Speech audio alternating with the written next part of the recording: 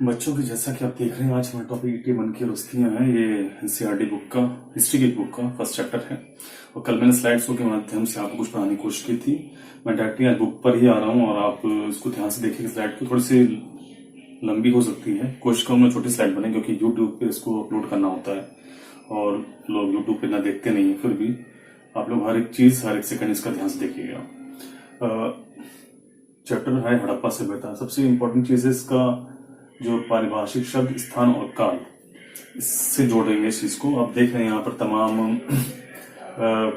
मन के बाट फलक, ये वो ओरिजिनल इमेजेस हैं, ओरिजिनल ये ऑब्जेक्ट्स हैं जो कि हड़प्पा सभ्यता से में प्राप्त हुए हैं।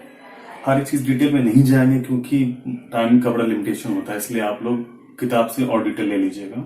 शब्द के बारे में बताऊं आपको तो हड़प्पा शब्द मैंने कल भी बताया था कि ये पहली वो जगह थी सभ्यता के सभी केंद्रों में जहां पर इस संस्कृति की पहली बार खोज की गई थी। और इसका समय काल हड़प्पा सभ्यता का 2600 से 1900 के बीच में है। ये एक विशिष्ट संस्कृति इस रूप में मानेंगे क्योंकि यहाँ पे जितने भी ऑब्जेक्ट्स मिले हुए हैं, चाहे वो मोहरे हो, मनके हो, बाट हो, पत्थर हो, किसी तरह का आर्किटेक्चर हो, किसी तरह का ड्रेन सिस्टम हो, इनकी नगर प्रणाली हो, इनका एग्रीकल्चर प्रोडक्शन हो, वो बिल्कुल यूनिक था और इसलिए काफी एडवांस भी था। इसलिए इसको एक अलग संस्कृति के रूप में हम लोग जानते हैं, हड़प्पा संस्कृति। हड़प्पा और मोहनजोदाड़ो संस्कृति, सिंधु घाटी संस्कृति, ये भी इसके अलग अलग नाम है। ठीक है, अब आगे चलते हैं थोड़ा सा। ये आप देख रहे हैं मैप, ये बहुत जरूरी मैप है। बोर्ड एग्जाम में हर साल से 1 या 2 नंबर का प्रश्न आता है, उठता ही है। यहाँ पर बीसी और बीसीई और कॉमन एरा के बारे में बताया गया। मैंने क्लास 11 में आप उसका जिक्र किया था। कॉमन एरा क्या होता है और बीसीई क्या होता है। हड़प्पा सभ्यता का जो समय काल है वो ईसा पूर्व का है, यानी बीसीई, बिफोर क्राइस्ट एरा। ये डिटेल में आप किताब से पढ़ सकते हैं। ठीक है, चलिए अब आगे चलते हैं। ये उसका पूरा विस्तार दिया गया, एक्सटेंशन दिया गया है। कल मैंने बताया भी था, आज मैं फिर रिपीट कर रहा हूँ कि इसका जो विस्तार है, उत्तर में मांडा, पश्चिम में सुत्तागेंडोर, यहाँ महाराष्ट्र साइड में जो यहाँ की मेंशन नहीं है, यहाँ पर एक जगह दहमाबाद, वहां तक इसका विस्तार जाता है। और पश्चिमी यूपी में एक जगह आलमगीरपुर, वहां तक इसका विस्तार जाता है। तो मांडा, आलमगीर, दहमाबाद और सुत्तागेंडोर, ये उसका पूरा एक्सटेंशन है और उसी के बीच में पूरे सभ्यता ने अपने पैर पसारे। ठीक है, आगे चलते हैं। इसके आर्म के बारे में मैंने बता दिया है। ये कुछ बॉक्सेस में कुछ इंपॉर्टेंट चीज दी हुई हैं। ये सिंध और ये चोलिस्तान, ये दोनों ही पाकिस्तान में इस वक्त मौजूद हैं। ये वो बस्तियां हैं, ये बस्तियों की कुल संख्या है जो कि मिली है। किसी और किताब के सोर्स में बता रहा हूं, इसमें तो मेंशन नहीं है कि आजादी के समय लगभग 40 बस्तियों की ही खोज की गई थी, लेकिन आज की डेट में लगभग 900 से ज्यादा जगह भारत में और लगभग 450 से 500 जगह पाकिस्तान में खोजी जा चुकी हैं। यानी कि कुल 1400 बस्तियां, जो कि आजादी में 40 बस्तियां थी और आजादी के बाद अब तक 1400 बस्तियों की खोज हुई है। और अलग अलग बस्तियां हैं, उन्हीं में से एक बस्ती हड़प्पा मोहनजोदाड़ो है। मैं आपको फिर से मैप पे ले आता हूँ। ये जो आप अलग अलग स्पॉट्स देख रहे हैं, ये वो बस्तियां हैं। रंगपुर, नागेश्वर, धौलावीरा, चंदूहड़ो, बालाकोट, आमरी, मोहनजोदाड़ो, कोट दीजिए। तो ये वो बड़े सेंटर्स हैं उन 1400 में, और बहुत छोटे छोटे सेंटर हैं, लेकिन वो काफी छोटी बस्तियां, इसलिए उसको मैप में मेंशन करना जरूरी नहीं है। तो ये संख्या आप याद रखिएगा और ये किताब में नहीं दिया गया है। अगला है निर्वाह के तरीके। निर्वाह तरीके का मतलब है कि हड़प्पा सभ्यता लोग जो लगभग आज से 4 से 5 हजार साल पुरानी थी, वहां पर लोग क्या खाते थे, उनका खान पान कैसा था। ठीक है, कहाँ रहते थे, कैसे रहते थे, आप भूल जाइए। वो आदिवासी नहीं थे, वो बहुत ही विकसित सभ्यता के एक नायक समझे जाते हैं और इसलिए वो शहरों में ही रहते थे। शहर का मतलब क्या है, ये मैं आपको आगे बताऊंगा। तो आप ठीक से पढ़ पा रहे हैं यहाँ पर कि हड़प्पा सभ्यता में तमाम पेड़ पौधे, मछली, जानवर, अनाज, इनके एविडेंसेस मिले हैं। और उसी आधार पर चाहे पूरा वनस्पति शास्त्री हो या पूरा जीव विज्ञानी हो, उन्होंने बताया है कि वो भेड़, बकरी, भैंस, सुअर, ये सब, इन सब की हड्डियां, इनके एविडेंसेस इन बस्तियों में पाए गए। यानी कि बिल्कुल क्लियर है बात कि ये सब चीजें उनके खान पान में शामिल थी। यहाँ आप देख रहे हैं कि अनाज के दानों में गेहूं, जौ, दाल, सफेद चना, चावल भी खाते थे, पर उसका जो क्वांटिटी है, एविडेंसेस वो कम मिले, इसलिए कहा जा सकता है कि चावल कम लोकप्रिय था। ठीक है, इसके अलावा ये शिकार भी करते थे क्योंकि शिकार करने के भी तमाम एविडेंसेस मिले हैं। आगे चलते हैं तो एग्रीकल्चर टेक्नोलॉजी। कई जगह इस तरह की एक आप समझ पाने की एक बैल है, वृषभ है, ये खिलौने के रूप में है और इनकी हड्डियां भी मिली हुई हैं। तो बैल का इस्तेमाल कहाँ होता है आप जानते ही हैं, ठीक है। तो तमाम एक कालीबंगा एक खास एक जगह है जहां पर कुछ ऐसे खेतों के एविडेंसेस मिले हैं जहां पर लगता है कि यहाँ पर खेती की गई थी। और इसके अलावा कई खेतों में ऐसे भी एविडेंसेस मिले हैं जहां पर एक ही साथ एक ही समय पर 2 या 3 तरह की फसल भी उगाने के प्रमाण मिले हुए हैं। तो इस बात को ध्यान रखिएगा कि एग्रीकल्चरल टेक्नोलॉजी में भी ये लोग काफी संपन्न थे। अब एग्रीकल्चर के लिए क्या होता है कि सबसे इंपॉर्टेंट चीज है कि वो लोग सिंचाई कैसे करते थे। तो सिंचाई के लिए नहरों के ज्यादा प्रमाण नहीं मिले हैं। सिर्फ एक जगह अफगानिस्तान, आप कहेंगे अफगानिस्तान तो आज दूसरा देश है, लेकिन वो भी उस सभ्यता हड़प्पा सभ्यता के केंद्रों में से एक था। अफगानिस्तान में जगह है शोरतुगुई। ये सब चीजें आप ध्यान रखिएगा जो मैं बता रहा हूँ। अफगानिस्तान में जगह शोरतुगुई, यहाँ पर कुछ नहरों के अवशेष मिले हैं जो कि आर्टिफिशियल है। नहर अपने आप में आर्टिफिशियल एविडेंस होता है। और इसके अलावा कुओं से भी सिंचाई के प्रमाण मिले हैं। धौलावीराम जो एक बड़ा इंपॉर्टेंट सेंटर है, वहां पे एक बहुत बड़ा जलाशय है, हड़प्पा सभ्यता का सबसे बड़ा जलाशय, जिसका मतलब तालाब या पौंड होता है, उसके प्रमाण भी मिले हैं।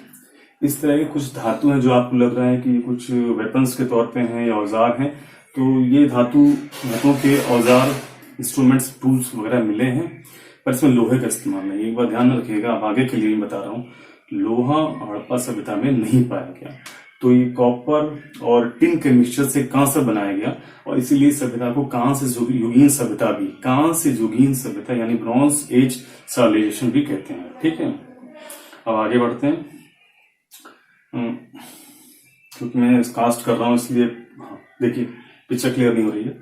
ये धौलावीरा मैंने भी बताया था, बहुत बड़ा जलाशय, बहुत बड़ा पौंड यहाँ पर मिला हुआ है और उसी का एविडेंस यहाँ पर दिखाया गया है। इतना खूबसूरती से उन्होंने इस जलाशय को बनाया होगा। और ये एक घर में या रसोई में किस तरह से वो लोग पिसाई का कार्य करते थे, कूटना, पीसना, चटनी बनाना, तो ये इसका एविडेंस मिला हुआ है इस बॉक्स में, इस सोर्स में जो दिया गया है इस टॉपिक से, इसको पढ़ लीजिएगा। आगे चलते हैं। अब ये सबसे थोड़ा सा कास्ट हो रहा है, इसमें आप समझ रहे हैं, ये क्लियर हो जाएगा, उसके बाद पढ़ाएंगे इसको। ये मोहनजोदाड़ो का थर्ड पार्ट है। थर्ड पार्ट में मोहनजोदाड़ो शामिल है और इट्स टेकिंग सम टाइम। ठीक है, देखिए ये जो पार्ट है, थर्ड पार्ट में सबसे इम्पोर्टेंट पार्ट है चैप्टर का, जिसमें से कम 8 नंबर के क्वेश्चन आते हैं। तो ये एक बहुत बड़ा सेंटर है हड़प्पा सभ्यता का, मोहनजोदाड़ो। ठीक है, इसका मतलब होता है, शब्द का मतलब है मुर्दों का टीला। ठीक है, यानी यहाँ के शव बहुत ज्यादा मात्रा में पाए गए हैं। तो यहाँ इस पूरे शहर को 2 हिस्सों में डिवाइड कर सकते हैं, एक तो पश्चिमी है और एक पूर्वी हिस्सा। पश्चिमी हिस्सा जो है थोड़ा सा ऊंचाई पर है और जो पूर्वी हिस्सा है वो थोड़ा सा नीचे है। और पूरा जो आप शहर देख रहे हैं चबूतरे पर बनाया गया था। ठीक है, यानी इसके नीचे एक ठोस हार्ड बेस मौजूद था। ये शहर छोटा है, ये पार्ट छोटा है सॉरी, और इसलिए समझा जा सकता है कि ये थोड़ा सा एलीट क्लास के लिए या अमीर वर्गों के लिए ये हिस्सा रहा होगा। और ये दुर्ग के रूप में जाना गया। और ये निचला शहर, दुर्ग में मैंने कहा कि धनी वर्गों के लिए, या हो सकता है राजा वगैरह यहाँ पर रहते हों, पुरोहित रहते हों, सेनाएं रहती हों। और ये निचला शहर जो है काफी बड़ा एरिया है जहाँ पर बड़ी संख्या में आड़े तिरछे तरीके से लोग बसा करते थे। ठीक है, तो इस मैप को या इस नक्शे को, आर्कियोलॉजिकल मैप है, इसको ठीक से पढ़ लीजिएगा आप लोग। आगे चलते हैं।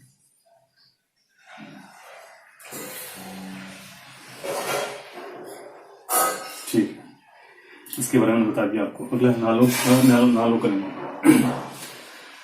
ड्रेनेज सिस्टम है इसका। नालों का निर्माण किस तरह से था, तो नालियां जो है वो मोहनजोदाड़ो की बात बता रहे हैं। सभ्यता के जो सबसे विशिष्ट केंद्र है मोहनजोदाड़ो, उसमें नालियां किस तरह से बनी थी, नालियों का क्या इंपॉर्टेंस होता है आपको पता है। ड्रेनेज सिस्टम किस तरह शहर की गंदगी या घरों की गंदगी नाली को बाहर जाती है, इसे जल निकास प्रणाली कहते हैं। और शॉर्ट क्वेश्चन आंसर में पूछा जा सकता है।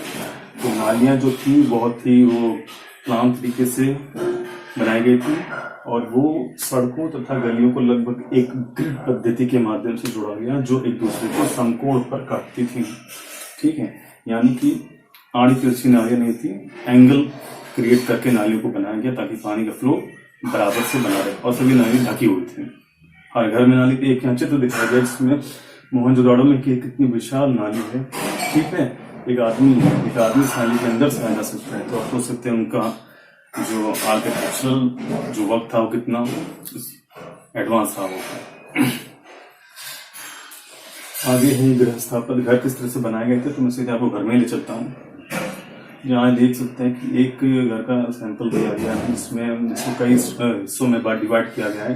तो इसमें रसोई की जगह थी, इसमें कुछ कमरे ऐसे थे जहाँ पर प्राइवेसी उनकी डिस्टर्ब ना हो। अक्सर जो घर के दरवाजे या खिड़की थी वो इस तरह से बनाई गई थी कि बाहर सड़क का कोई व्यक्ति अंदर झांकना था, ठीक है। पर खिड़कियां थी। कई की जगहों पर डबल स्टोरी मकान भी देखने में मिले हैं, ठीक है। घर में पक्की नालियां थी, ड्रेनेज सिस्टम प्रॉपर था और हर घर में लगभग अधिकतर घरों में कुएं बनाए गए थे, इससे पानी की सुविधा सभी को मिल सके। चलिए आगे चलते हैं। दूर के बारे में आपको मैंने पहले बता दिया था। अब ये जो मैंने आपको पहले मैप दिखाया था आर्किटेक्चरल मैप, उसमें एक दुर्ग था और एक निचला शहर था। तो ये दुर्ग जिसमें मैंने कहा था कि एलीट क्लास के लिए था, ये उसका एक चित्र है जिसमें एक विशाल स्नानागार की ये जगह आपको दिखाई पड़ रही होगी। इसे ग्रेट बाथ बोलते हैं इंग्लिश में। और इसमें उत्तर और दक्षिण दो हिस्सों से नीचे जाने के रास्ते बने हुए थे। चारों ओर इसमें बाथरूम थे, स्नानागार था जहाँ पर लोग जाने से पहले और आने के बाद शायद स्नान कर सकें। यहीं पर एक कुएं का भी एविडेंस मिला है जिससे कि पानी इस हौज में भरा जाता रहा होगा। लेकिन अधिकतर लोगों का मानना है कि इस स्नानागार का प्रयोग सिर्फ राजा या किसी अनुष्ठानिक कार्य के लिए यानी कि धार्मिक कार्यों के लिए होता रहा होगा। ये पब्लिक बाथ सिस्टम नहीं था। चलिए आगे चलते हैं। सामाजिक भिन्नताओं के अवलोकन, शवादान इंग्लिश में से बरील करते हैं। इस टॉपिक को पढ़ने से क्लियर होगा कि हड़प्पा सभ्यता में सोशल डिफरेंसेस थे कि नहीं थे। तो दो चीजें यहाँ पर आएंगी, एक तो शवादान 4.1 और 4.2 में विलासता की वस्तुओं की खोज। इनको पढ़ के क्लियर हो जाएगा कि यहाँ पर सोशल डिफरेंसेस के एग्जाम्पल मिले हुए हैं। और वो इसलिए आपसे बता पा रहा हूँ क्योंकि यहाँ पर जितने भी शवाधान मिले हैं अलग अलग स्थानों पर, चाहे हड़प्पा हो, मोहनजोदाड़ो हो, चंदूगढ़ हो, कालीबंगा हो, अलग अलग स्थानों पे ऐसी कुछ जगह हो सकती है जहाँ पर इंसानों की मौत ना हुई होगी। तो बरियल सभी जगह पाया गया। तो इन बरियल्स के साथ जो एविडेंसेस मिले हैं उसमें अधिकतर जो भी ऑब्जेक्ट्स मिले हैं उसमें उनकी वैल्यू को लेकर काफी डिफरेंसेस हैं। यानी कि कुछ बरियल्स के साथ में, कुछ शवों के साथ में काफी कीमती धातुएं मिली हैं, जैसे तांबे के बर्तन मिले हुए हैं, जैस्पर, छल्ला, मनके मिले हैं। और कुछ बरेल्स के साथ में बहुत ही मामूली वस्तुएं मिली हुई हैं। कुछ बरेल्स के साथ में जानवरों के अवशेष भी मिले हुए हैं, जिसका ये मतलब है कि जो शव है मृत्यु के बाद कभी उसमें जिंदगी आएगी और वो उन जानवरों का सेवन करेगा। ये एक अंधविश्वास रहा होगा। आगे चलते हैं। ये एक बड़ा इंपॉर्टेंट फायांस लिखा है। फायांस एक खास किस्म का एक पदार्थ होता है जो कि सैंड पार्ट होते हैं, जो चमकीले पार्ट होते हैं, बालू के चमकीले पार्ट होते हैं और कुछ चिपचिपे पदार्थों को मिलाकर बनाया जाता था और उससे बर्तनों को उससे उनकी नक्काशी की जाती थी। तो ये जो सिस्टम रहा होगा काफी टफ रहा होगा, इसलिए इसका प्रयोग फायांस से बनी हुई वस्तुओं का प्रयोग बहुत अमीर लोग किया करते रहे होंगे। सोना यहाँ पाया जाता था पर काफी उसकी जो एविडेंसेस है कम मिले हुए हैं, पर सोना था यहाँ पर, ठीक है। इसके अलावा दो तरह के एविडेंसेस हैं कि कुछ तो सामान्य पदार्थ, जैसे लिखा है इसमें सामान्य पदार्थों से बनाया जाता, ठीक है। कि दो तरह के एविडेंसेस हैं कि कुछ तो ऐसी वस्तुएं रहे होंगी जहां कि रोज डेली यूज में काम आती होंगी, जैसे कि मिट्टी के बर्तन, जैसे मृदभांड बोलते हैं मिट्टी के बर्तनों को। मृदभांड की वस्तु, ये शब्द बार बार आपको सुनाई पड़ेगा, दिखाई पड़ेगा।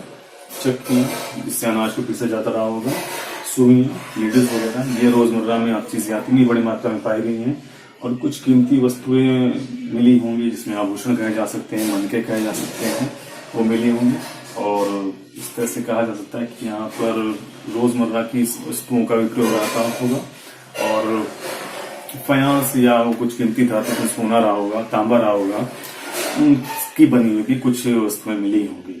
और अधिकतर जो बिलासपुर की बस्तियां हैं ये कालीबंगा और हड़प्पा में मिली हैं। बाकी बस्तियों में इसकी संख्या काफी कम है। तो आज के लिए बस मैं इतने टॉपिक पर अपनी बात खत्म कर रहा हूँ।